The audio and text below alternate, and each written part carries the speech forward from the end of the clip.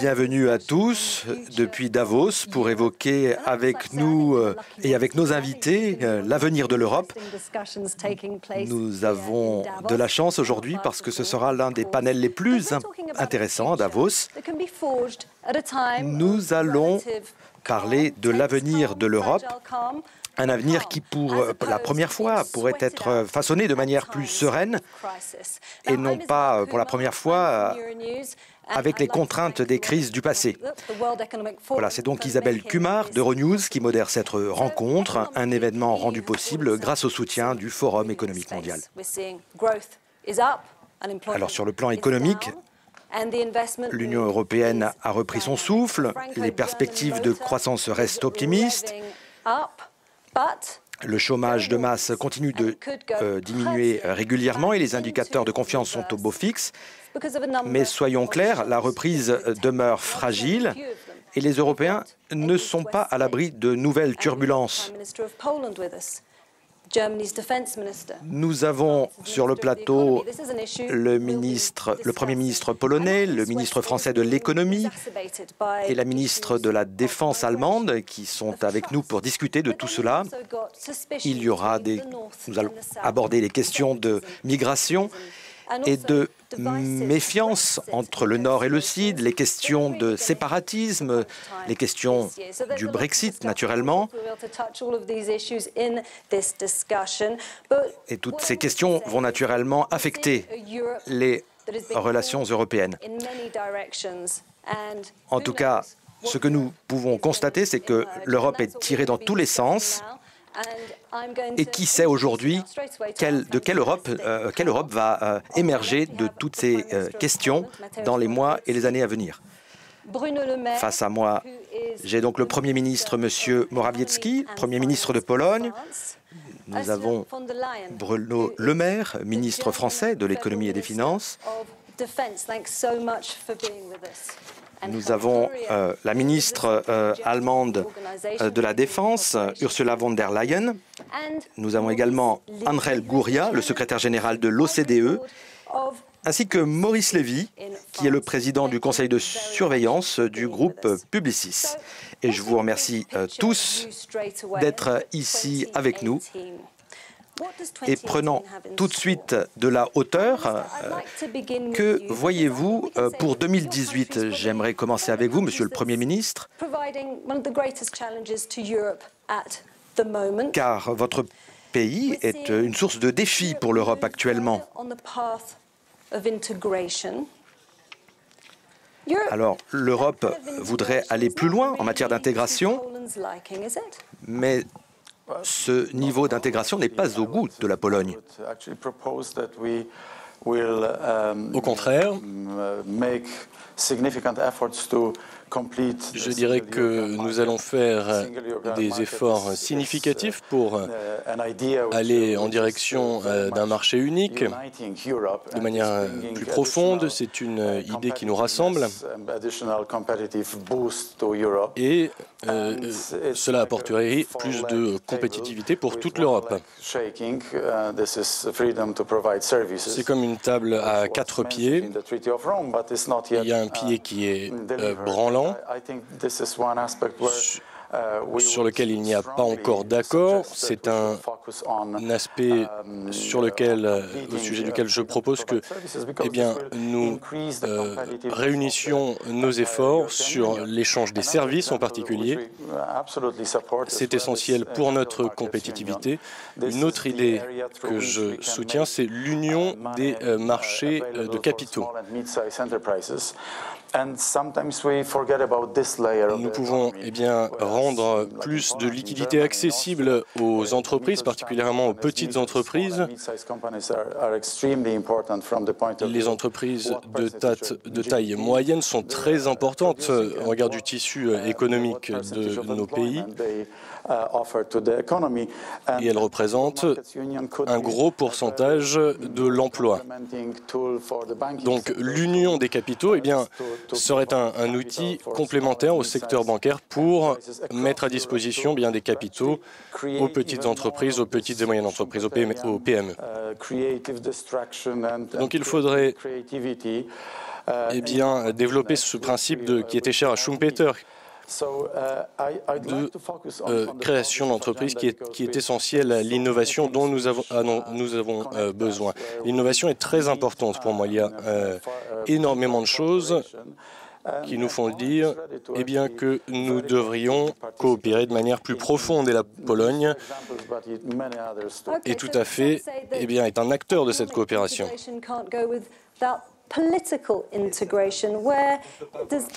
Mais certains disent qu'on ne peut pas avoir une intégration économique sans intégration politique. Quelle est la position de la Pologne sur ce point d'intégration politique? Réponse. Il faut que l'on garde à l'esprit les différences du point de départ. L'Europe de l'Ouest, bien sûr, avait la chance d'être du bon côté du rideau de fer, alors que l'Europe de l'Est a dû refonder tout son modèle économique. Certains économistes parlent d'économie dépendante des marchés et nous sommes devenus dépendants de nos voisins qui étaient bien plus riches, mais nous avons atteint un niveau de développement important et nous sommes des contributeurs de l'Europe tout entière. Notre croissance est très forte, avec toutes nos petites et moyennes entreprises qui grandissent très vite. Et donc, de ce point de vue, nous avons énormément de choses à proposer. Je pense notamment qu'il ne faut pas oublier l'histoire. C'est vrai, ce ne serait pas juste. Il faut créer une vision pour l'avenir, mais il faut garder à l'esprit qu'il y a cette histoire derrière nous. Mais une intégration plus en profondeur est possible.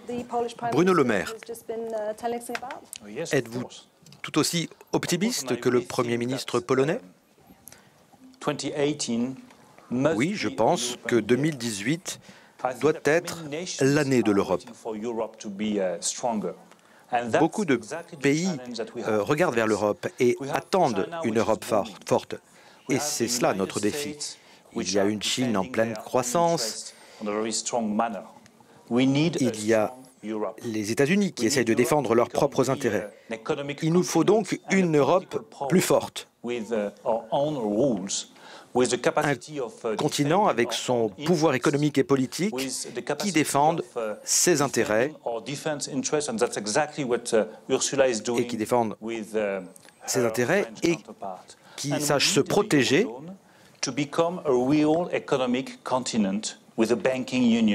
Et il faut aussi une union des capitaux, et je suis là-dessus tout à fait d'accord avec le Premier ministre Morawiecki. Il est essentiel de créer cette union du marché des capitaux, car les entreprises ont absolument besoin d'un accès au financement pour que ces entreprises puissent prendre de l'envergure et exporter en dehors de l'Europe. Donc il faut avancer sur tous ces sujets. Le président français Emmanuel Macron et tout son gouvernement veut d'ailleurs avancer sur ces sujets rapidement. Vous avez parlé du président Macron. Nous connaissons bien ce moteur franco-allemand, mais la France semble prendre les devants en ce moment et semble être en train de piloter l'Europe. Est-ce que c'est le cas? Bon, parfois, c'est l'Allemagne qui est un peu en avant, mais l'important, c'est que les deux pays, la France et l'Allemagne, travaillent la main dans la main. C'est dans l'intérêt de tous les pays membres de l'Union européenne. Nous attendons du prochain gouvernement allemand, et quel que soit ce gouvernement, nous allons travailler ensemble et de manière très proche avec ce gouvernement et Angela Merkel. Une question ailleurs sur la von der Leyen. Avec les difficultés politiques en Allemagne, est-ce que vous êtes un petit peu en retrait? La réponse de la ministre de la Défense allemande. C'est vrai que si vous voulez parler de voitures, par exemple, de pilotage, il faut choisir une direction, bien sûr. Et nous sommes d'accord sur cette direction. Notre partenariat est là. Et comme Bruno Le Maire vient de le dire, s'il y a des sujets sur lesquels l'Europe doit répondre, comme l'emploi par exemple, et la sécurité, et la défense,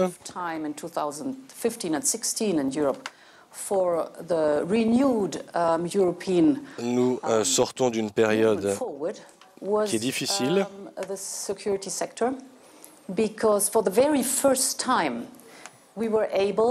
mais à présent, c'est la défense qui devient une priorité en Europe.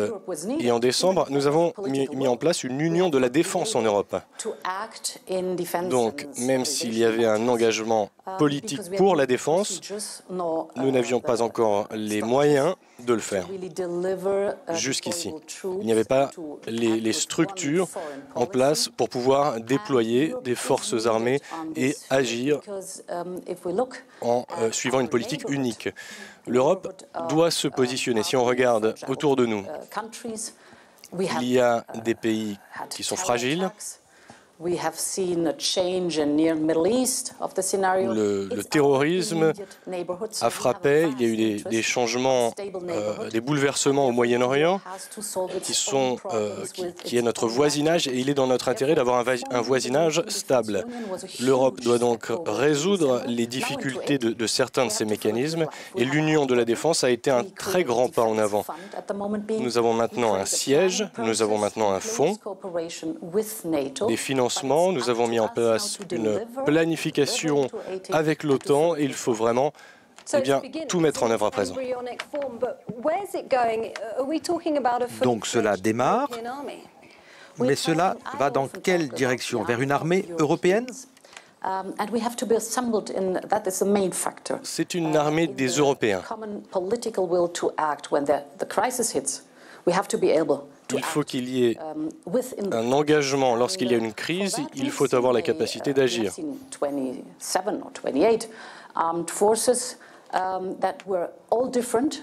Et donc, nous avons donc 27, 28 forces armées très fragmentées.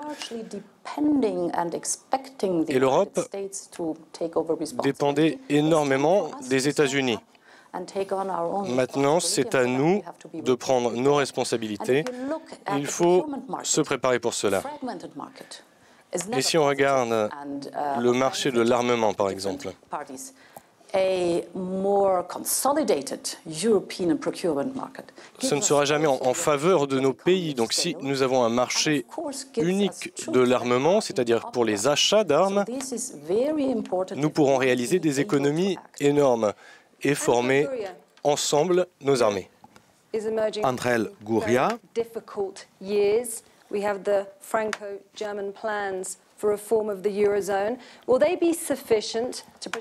Nous connaissons les projets franco-allemands pour renforcer la zone euro notamment. Est-ce que vous pensez que ça pourrait permettre d'éviter de nouveaux chocs?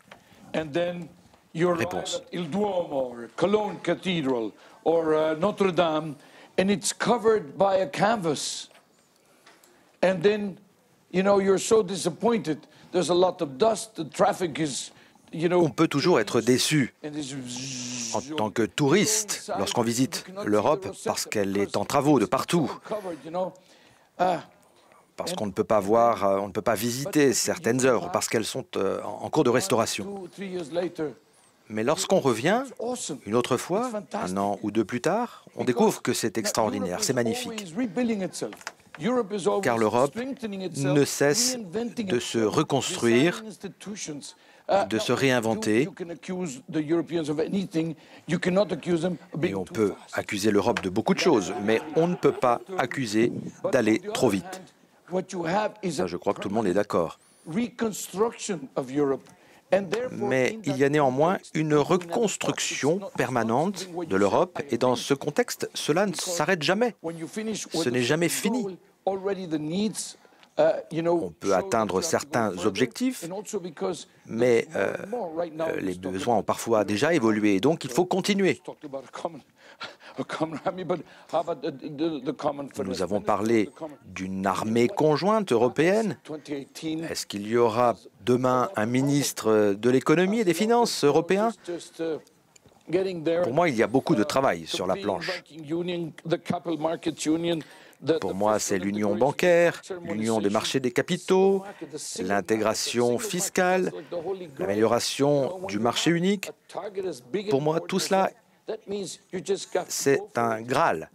Quand vous avez autant d'objectifs devant vous, il faut vraiment beaucoup travailler pour y arriver. Alors bien sûr, il y a un certain nombre de points pratiques à mettre en place, mais il faut aussi une intégration énergétique, il faut une intégration des télécommunications.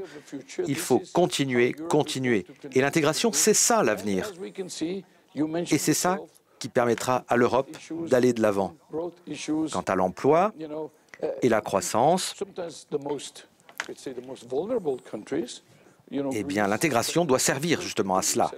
Quand vous voyez la Grèce, l'Espagne, l'Italie peut-être, vous voyez que tous ces pays font de grands pas pour avancer. Donc je dis oui, 2018 sera un moment de consolidation des efforts, sachant que le monde change vite et que le multilatéralisme va continuer à grandir. Le multilatéralisme, c'est pour moi le mot-clé. Et c'est le président français qui l'a bien dit. Ce mot-là, ce mot multilatéralisme devrait être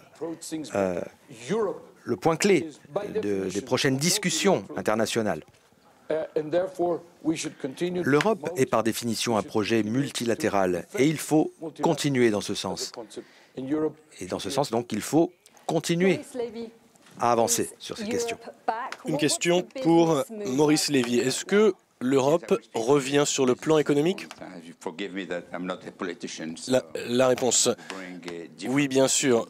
Je ne suis pas un homme politique, je parle du point de vue du monde économique.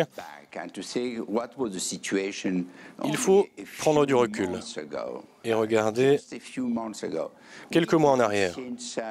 Il y a tout juste quelques mois, depuis le traité de Nice, l'Europe s'est agrandie, l'Europe a traversé plusieurs crises. Il y avait beaucoup de questions, beaucoup d'inquiétudes, la crise de l'euro, et beaucoup ont parié sur l'échec total de l'Europe. Il y avait la crise grecque, maintenant il y a le problème du Brexit. Et beaucoup pensaient que le Brexit aurait un impact terrible sur l'Europe. On parlait aussi beaucoup de la germanisation de l'Europe de Merkel. Mais lorsqu'on regarde la situation aujourd'hui, on voit un alignement des planètes qui est très favorable. Avec juste en quelques mois, la situation s'est transformée. Je pense que nous sommes arrivés à un point extrêmement positif. L'Europe est capable de se transformer à une certaine vitesse, bien sûr. Vous avez une équipe formidable, un équilibre entre la France et l'Allemagne qui est bien meilleur. Et cela permet de mieux piloter, parce qu'il n'y a pas de sentiment. Il n'y a plus le sentiment dans d'autres pays que l'Europe est dominée par l'Allemagne, puisque ces pays ne veulent pas voir un pays dominant. Vous avez un effet même positif du Brexit. Une fois qu'on a mis de côté le problème des négociations, il y a des aspects positifs. Parce que la jeunesse, il me semble, pense que l'Europe est un bien commun qui est essentiel à son avenir. L'Europe, c'est aussi beaucoup d'opportunités. Emmanuel Macron a parlé de tous ces potentiels pour l'avenir. Et dans son discours hier à Davos, il n'a jamais séparé la France de l'Europe. Et pendant sa campagne, il n'a pas pris le chemin le plus facile, qui était celui du populisme, qui était aller à l'encontre de l'Europe. Donc, moi, je vois énormément d'opportunités. D'abord, de construire une Europe plus cohérente, de résoudre certains problèmes du marché unique, qui remonte seulement à 1992. Et il y a beaucoup de projets sur la table, beaucoup d'énergie, des entrepreneurs qui veulent travailler sur les nouvelles technologies, l'intelligence artificielle, tous ces sujets. Et je pense qu'il y a une jeunesse européenne qui a vraiment le goût de l'entreprise, le goût d'entreprendre et qui accepte l'idée d'échouer et de recommencer. Bien sûr, l'éducation joue un rôle essentiel dans tout cela. Et encore une fois, je pense qu'il y a un très grand accord à trouver sur le plan de l'éducation. Et il y a bien sûr la croissance qui revient. Et tout cela va dans le même sens, dans le bon sens. Et nous espérons qu'il n'y aura pas de choc ou d'erreur qui pourrait contrecarrer tout cela.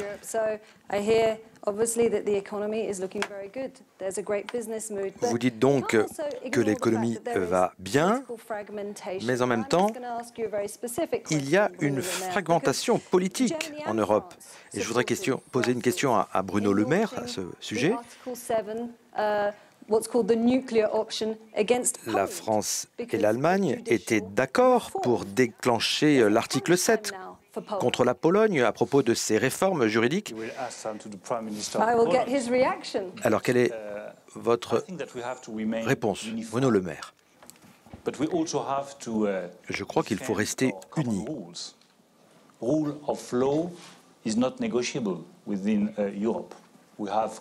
Mais nous devons aussi défendre quelques fondements en Europe, dont l'état de droit, et chacun doit y adhérer.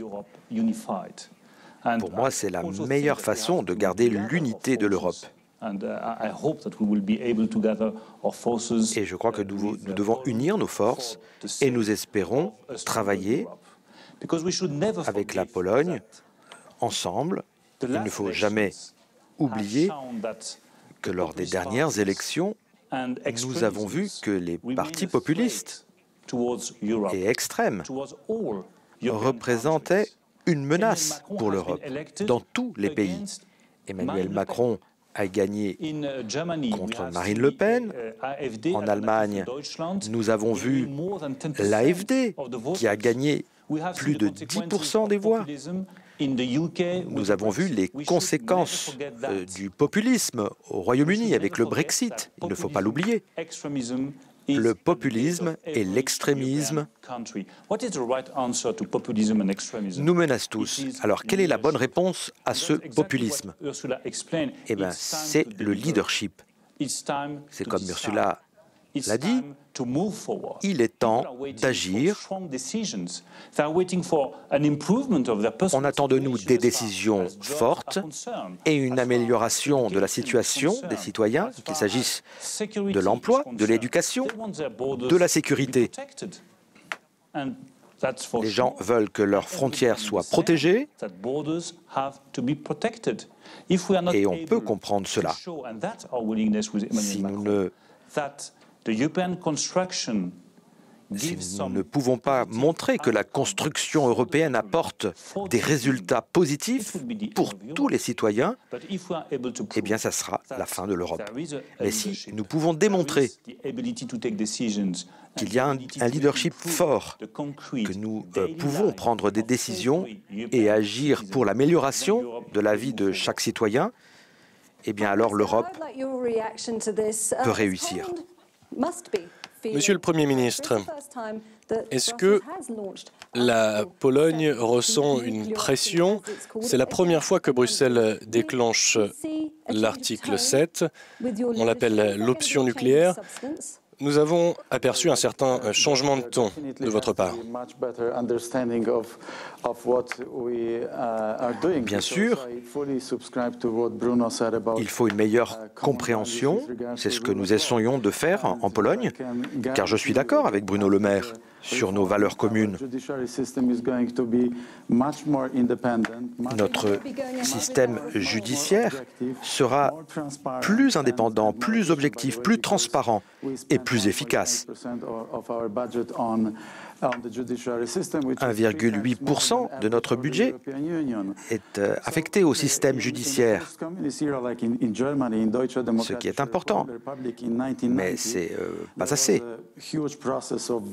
En 1990, il y a eu tout un processus de recrutement des juges en Pologne. Fighting for democracy in the 80s, and then I saw the same judges who were subservient, submissive to the communist regime. En Allemagne, il y a eu tout un processus après la réunification, mais en Pologne, ça n'a pas été le cas. Il y a eu des juges nommés qui étaient originaires, qui venaient de la période communiste. Et je pense qu'il est donc temps de lancer un nouveau processus. Les Français aussi l'ont fait à l'époque. Ils n'ont pas gardé les magistrats de Vichy. Nous devons trouver les moyens de moderniser notre système judiciaire et l'expliquer à Bruxelles. Si vous regardez point par point les réformes que nous avons mises en œuvre, nous nous appuyons sur des procédures qui existent déjà dans d'autres pays. Par exemple, notre Conseil national judiciaire, il a été mis en place selon les recommandations du Conseil national de Vilnius. En Allemagne, par exemple, le Richtersball, eh bien 16 membres du Parlement construits autour des systèmes, des différents types de juges. Je pense qu'il faut regarder l'ensemble de nos réformes pour pouvoir les apprécier. Ce que nous voulons, c'est plus de justice dans un pays post-communiste et de mettre en place un système où les investisseurs et les citoyens ont plus confiance. Car notre système doit être plus indépendant. Donc, vous allez poursuivre ces réformes? Oui, nous allons continuer dans nos réformes, car c'est une grande amélioration de notre système. Et nous pourrons mieux défendre les droits de nos citoyens. Donc, Madame la ministre, cela veut dire que nous avons mal compris les réformes de la justice en Pologne? Alors, tout d'abord, puisque vous avez cité l'Allemagne, nous avons un processus de nomination des juges et il y a des règles et ces juges sont nommés et sont totalement indépendants. Le gouvernement n'a absolument rien à dire sur ces nominations. Ce n'est pas le gouvernement qui nomme les juges.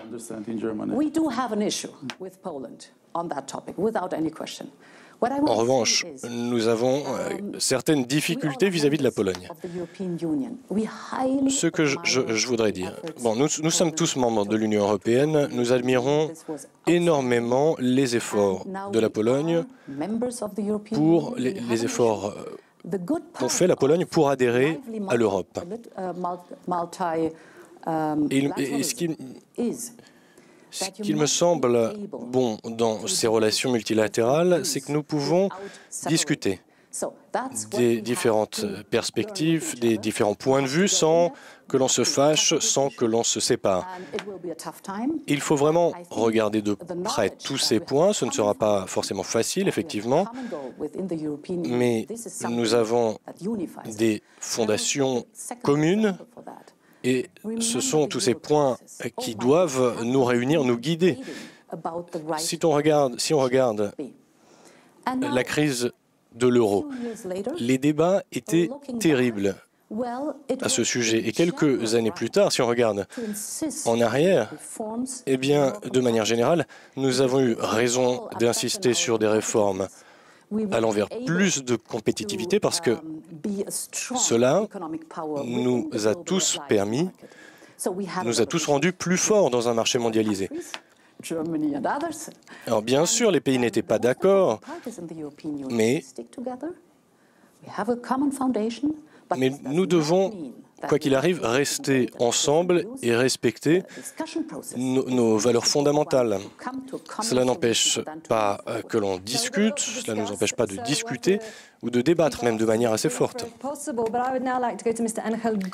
Bon, nous avons beaucoup de questions. Encore, je voulais poser une question notamment à Ángel Gurría. Quel est l'impact économique de la fragmentation actuelle de l'Europe?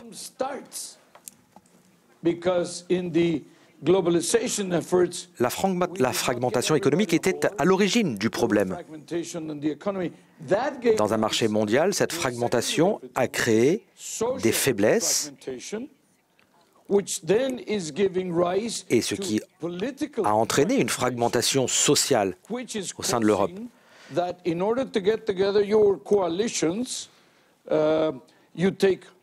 Évidemment, cela rend d'autant plus difficile des coalitions. En Allemagne, cela prend du temps, beaucoup de temps, trop long même. Cela a pris plus de temps que prévu pour mettre en place cette coalition.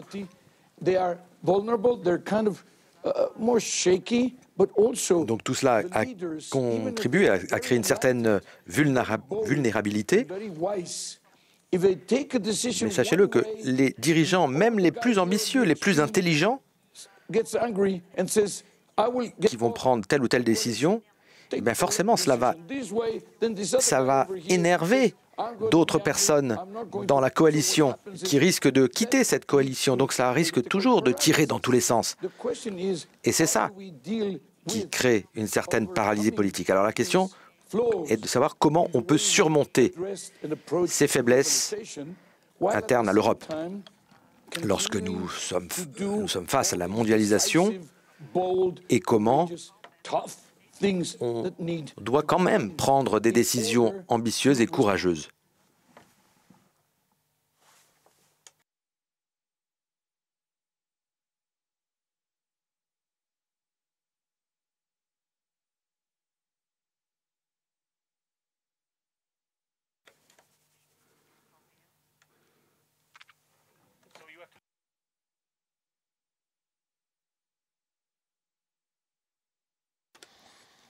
Voilà, veuillez nous excuser pour cette interruption. Nous avons eu un problème technique. Il devrait être résolu très rapidement. Nos excuses. Et on revient dans quelques instants en direct sur Euronews pour ce débat de premier plan en direct de Davos.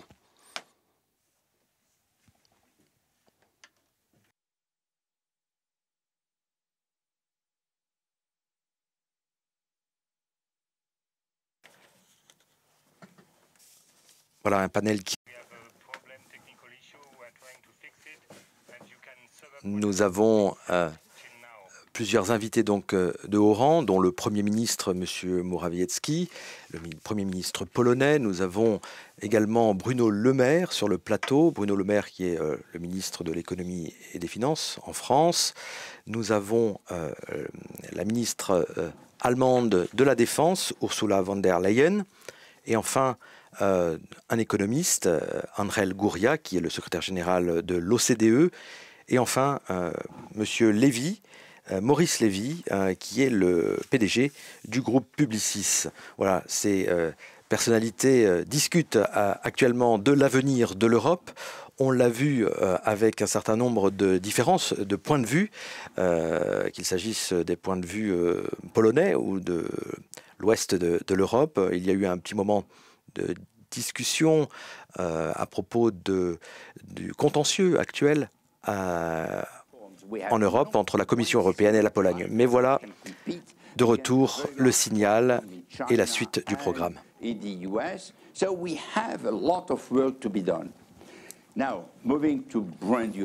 Voilà, Maurice Lévy qui a la parole.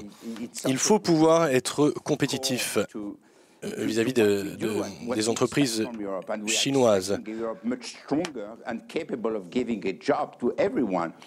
Au regard de la marque Europe, nous attendons une Europe plus forte.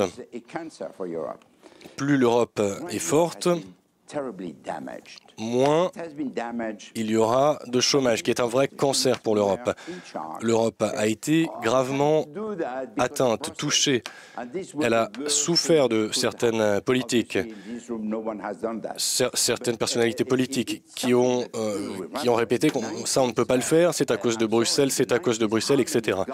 Dans les années 90, plusieurs gouvernements disaient à leurs citoyens « Nous ne pouvons pas faire cela à cause de Bruxelles, à cause de l'Union européenne. » Au lieu de dire « Bruxelles nous demande ces efforts car cela va produire ceci », eh bien, ils affirmaient que Bruxelles les empêchait de mettre en place certaines politiques. Nous avions donc des citoyens qui étaient divisés, qui se posaient la question « Qu'est-ce que l'Europe m'apporte en réalité ?» Et les citoyens voyaient assez peu de choses.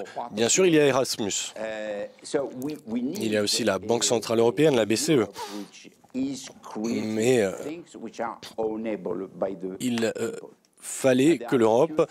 il faut que l'Europe crée des choses pour les gens, des choses tangibles. Il faut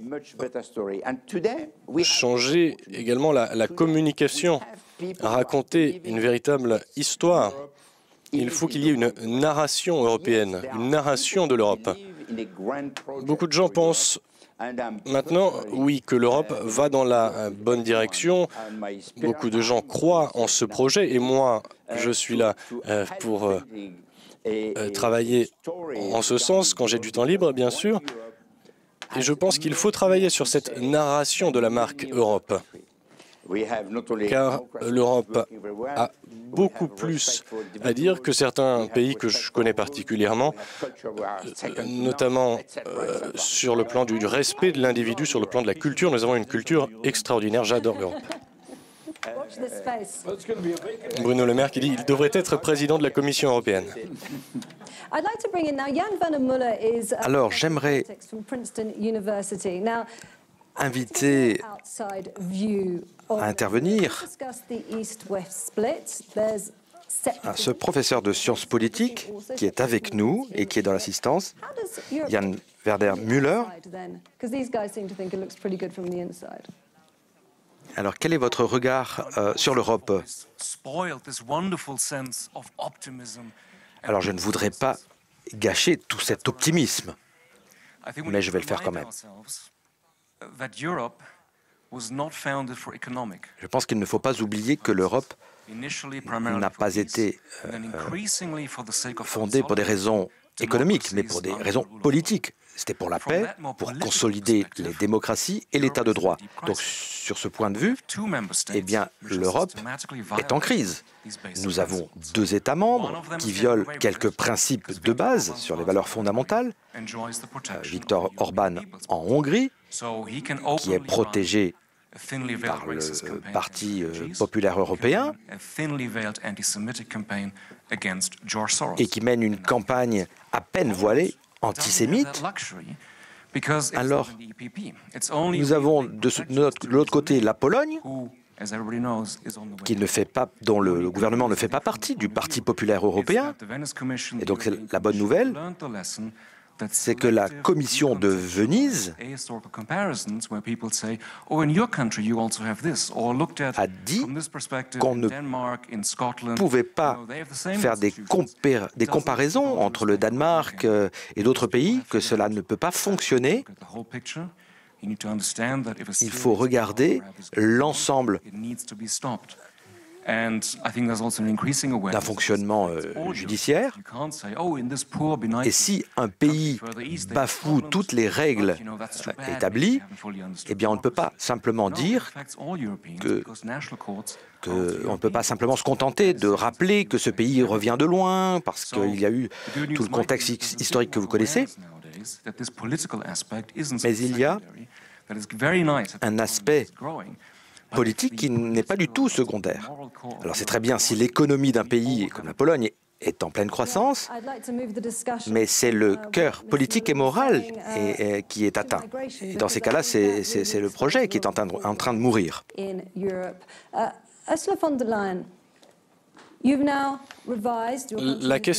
Sur la question des migrations, il y a eu beaucoup de fractures en Europe. En Allemagne, il y a eu des changements sur le nombre de migrants qui ont été accueillis. Est-ce que vous pensez que cela a été une erreur d'accueillir en 2015 1 million de migrants? Non, ce n'était pas une erreur. Nous avons mis en place il y a quelques années le système Schengen et le système de Dublin. Et nous leur avons dit à l'époque que c'était un mouvement formidable que d'avoir cette liberté de mouvement et de circulation. Mais en même temps, il fallait mettre en place de véritables frontières extérieures de l'Union européenne. Il nous fallait aussi un système pour choisir qui avait le droit ou non à l'asile. Pour pouvoir choisir qui pouvait être réfugié politique et quels étaient les critères pour définir un demandeur, un migrant pour des raisons économiques. Il nous fallait aussi lutter contre les passeurs. Et tout cela, nous n'en avions pas parlé suffisamment.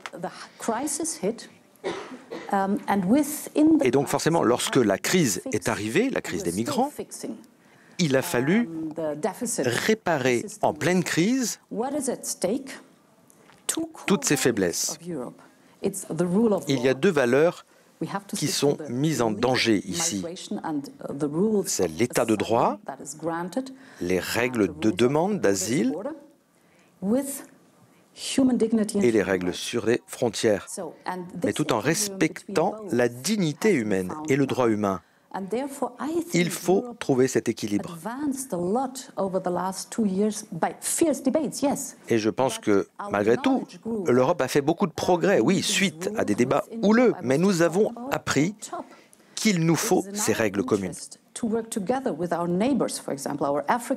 Il est dans notre intérêt de travailler avec nos voisins, notamment avec l'Afrique, sur les conditions de vie pour que les Africains voient un avenir sur leur propre continent.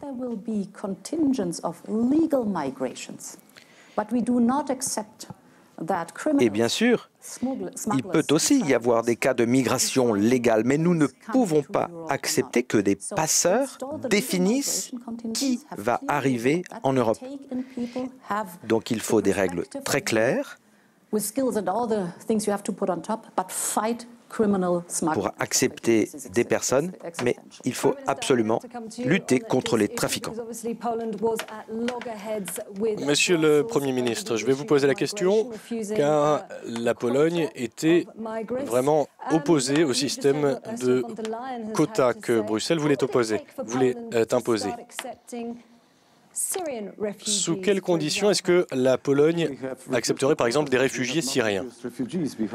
La réponse, nous avons refusé les quotas, mais nous n'avons pas refusé les réfugiés, nous en avons accueilli des milliers. D'Ukraine, de Tchétchénie, du Kurdistan, de Syrie, d'Irak. L'an dernier, plus de 3000 personnes ont demandé l'asile en Pologne. Et nous voulons accueillir des personnes car il y a aussi l'Est de l'Europe. Il n'y a pas que le côté du Moyen-Orient ou le côté africain.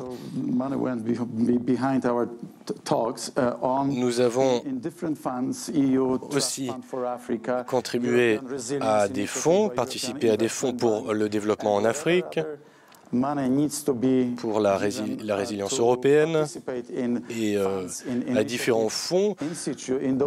Nous avons contribué à différentes initiatives dans des pays qui souffrent. Et si je peux d'ailleurs dire un mot au professeur, puisque je dois répondre à ce qu'il a dit, j'invite chacun à venir en Pologne et à regarder nos réformes. Je ne me cache pas derrière tel ou tel aspect des réformes.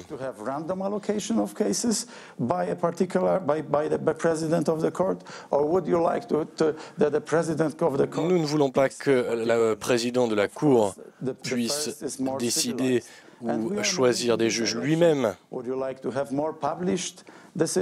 Tout cela va en direction du modèle qui est le vôtre. Nous ne voulons plus de jugement à huis clos, par exemple.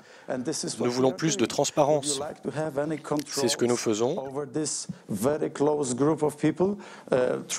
Car actuellement, il s'agit d'un groupe fermé de juges qui sont hors d'atteinte. Et ça, ce n'est pas normal. Donc, voici à peine quelques exemples, mais je vous invite à venir en Pologne pour observer.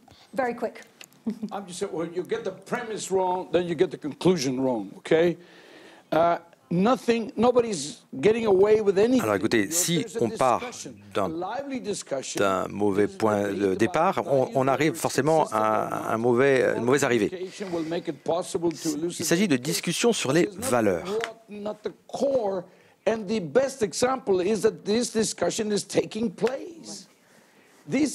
Ce qui est positif, c'est la discussion. C'est ça la nature de l'Europe. Tout ça fait partie du processus européen. C'est un nouveau défi qui est présenté au collectif Europe. Et c'est grâce à des discussions que vous arriverez à des décisions qui font sens pour tout le monde. Mais le fait que cela se produise, cela ne veut pas dire que certains pays arrivent à faire n'importe quoi. Non. Cela montre que l'on discute ensemble de situations. Et l'article 7 du traité européen, eh bien, cela invite à un examen, point par point. Donc on ne peut pas dire que tout va mal. Non, pas du tout. Cette discussion est très ouverte, très publique, et c'est très bien comme ça. Alors, nous allons peut-être prendre quelques questions du public maintenant. Est-ce qu'il y a une question pour M. Bruno Le Maire? Ici, dans le public, pour commencer, est-ce qu'il y a quelqu'un qui voudrait poser une question? Je suis des Pays-Bas et je crois qu'il y a une certaine crainte que l'axe franco-allemand, que l'axe soit tellement fort, redevienne tellement fort que les plus petits pays se sentent moins bien représentés. Et avec le Royaume-Uni qui quitte l'Europe, le modèle européen pourrait davantage se concentrer sur l'axe franco-allemand. Il ne faut pas avoir peur. Ce sont souvent les mêmes questions qui reviennent. Lorsque la France et l'Allemagne ne trouvent pas de compromis, tout le monde a peur. Et nous presse de trouver des compromis, de nous mettre d'accord. Et lorsque l'on se met d'accord, alors tout le monde se plaint que c'est la France et l'Allemagne qui doivent tout faire. Je crois que l'amitié franco-allemande, ce n'est pas au bénéfice ni de la France ni de l'Allemagne, c'est pour toute l'Europe. Et c'est une amitié qui est ouverte. Elle est ouverte à tous les membres, tous les pays membres. Ce matin, par exemple, je discutais avec votre Premier ministre et je lui ai dit, tout ce que l'on fait entre la France et l'Allemagne est ouvert à l'Italie, à l'Espagne, aux Pays-Bas, à la Pologne. Nous avons certes de grandes divergences, mais dans notre histoire, dans notre culture, dans notre économie. Et lorsque nous trouvons le moyen de nous mettre d'accord, je pense que c'est la preuve que le compromis est bon et qu'il doit être acceptable, qu'il peut être accepté par le plus grand nombre. Et c'est pour ça que je pense que c'est un socle qui est important. Ce n'est pas au profit ni de Paris ni de Berlin, c'est pour tous les États membres et pour une Europe meilleure. One sentence to our Dutch friend, just a practical example from defense. There's so much trust and confidence between, for example, Germany and the Netherlands that part of our navy on regarde la confiance entre l'Allemagne et les Pays-Bas, eh bien sachez qu'une partie de notre marine est sous commandement des Pays-Bas, car votre marine est tellement forte que ce sont eux qui commandent notre armée. Et inversement, ce sont des Allemands qui commandent quelques chars des Pays-Bas sur notre sol. Nous avons un commandement alliés dans les pays baltes pour rassurer ces pays par rapport à la Russie. Donc il y a tellement d'exemples qui vont au-delà de notre amitié. Bruno Le Maire qui dit « Je voudrais rajouter juste quelque chose. Bien sûr, il y a parfois des difficultés entre l'Allemagne et la France. En 2008, par exemple, les discussions entre Nicolas Sarkozy et Angela Merkel. Nicolas Sarkozy se plaignait qu'Angela Merkel n'allait pas assez vite. Il lui disait « Vous devez aller plus vite, il faut prendre des décisions plus rapidement. » Et Angela Merkel lui a dit «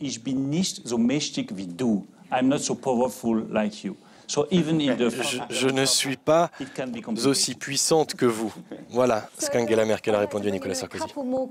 Voilà, encore quelques questions avant la fin de cette émission. Alors, question dans l'assistance. Voilà, votre question, s'il vous plaît. Je suis du Goethe Institute. Monsieur Le Maire, ce n'est pas un secret, vous êtes l'architecte du programme de Monsieur Macron. Est-ce que vous pourriez nous dire, parce que le président Macron a vraiment parlé de la France qui veut reprendre du leadership, mais qui doit aussi suivre le modèle des pays nordiques, etc. Où est-ce que vous voyez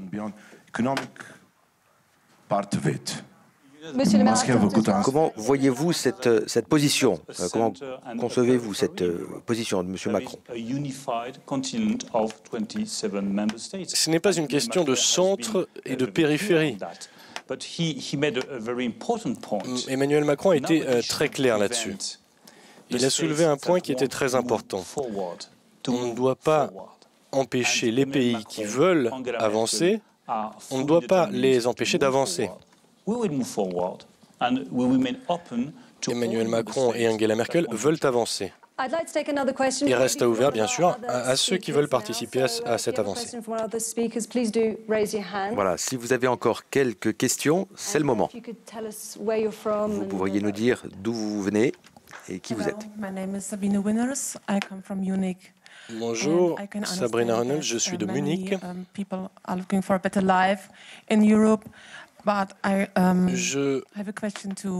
Je comprends que beaucoup d'Européens souhaitent une vie meilleure et j'ai une question pour Madame von der Leyen.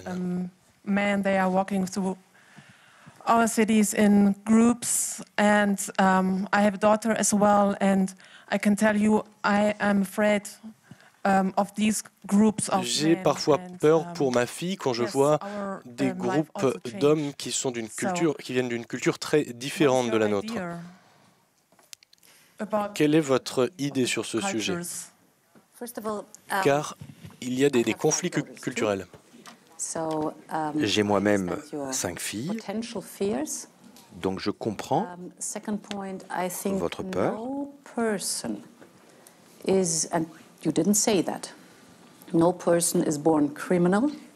Mais personne ne naît criminel. Juste parce qu'il vient de certains pays ou qu'il est issu de certaines ethnies.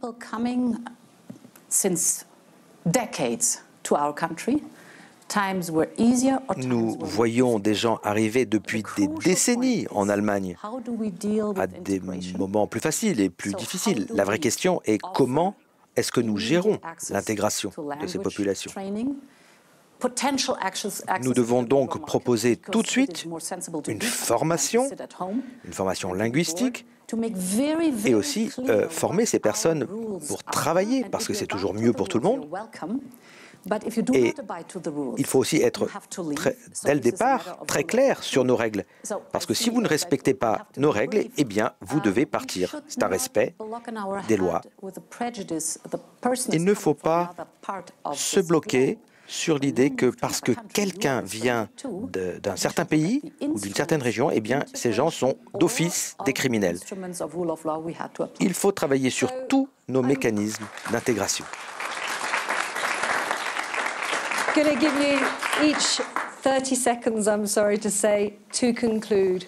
But I'd like to know what piece of advice. Nous avons très peu de temps pour finir, mais j'aimerais vous demander à vous tous de faire une petite recommandation pour l'Europe en quelques secondes pour que l'Europe réussisse. Quelle est votre recommandation, Monsieur Goria?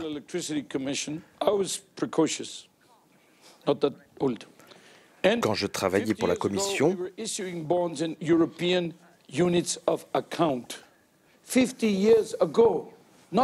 y a 50 ans, on travaillait sur l'unification de l'électricité en Europe. Il y a 50 ans. Et à mon époque, on était accablé par toutes ces questions.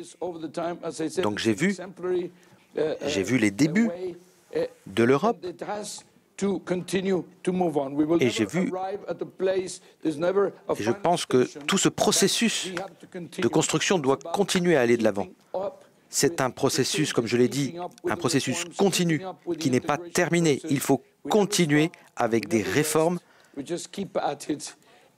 Il n'y a pas de repos, qu'il s'agisse de l'immigration ou d'autres sujets, pour répondre à ces défis. Maurice Lévy.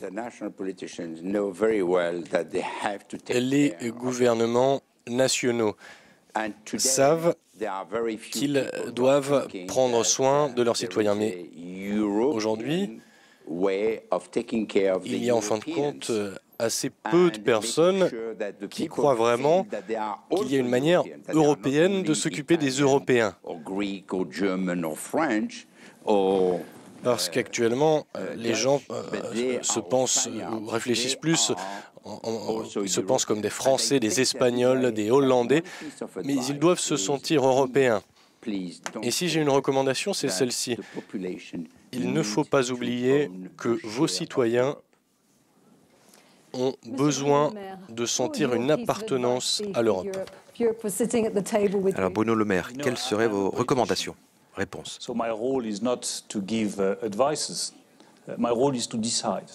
Mon rôle n'est pas de donner des conseils, mais je dois prendre des décisions.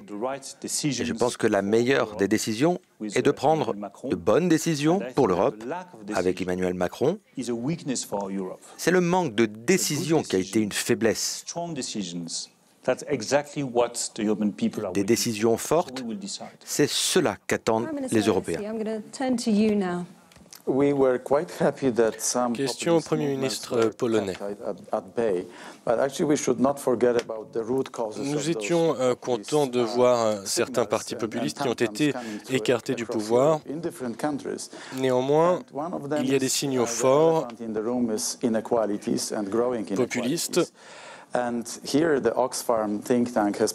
Et la racine de tout cela, ce sont les inégalités.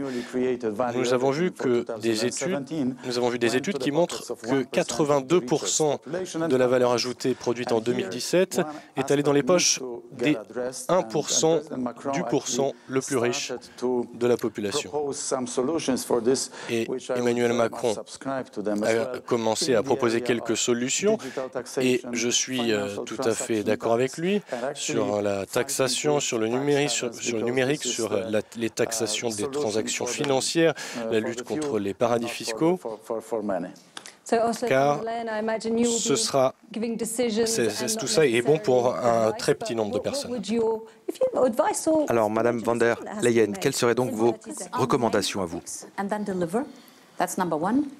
Il faut vraiment apporter des réponses et agir. Et toujours et encore expliquer et réexpliquer, car il faut convaincre par la tête et par le cœur. Voilà, je vous remercie à tous pour cette discussion. Cette discussion a été fascinante. Merci encore pour vos contributions.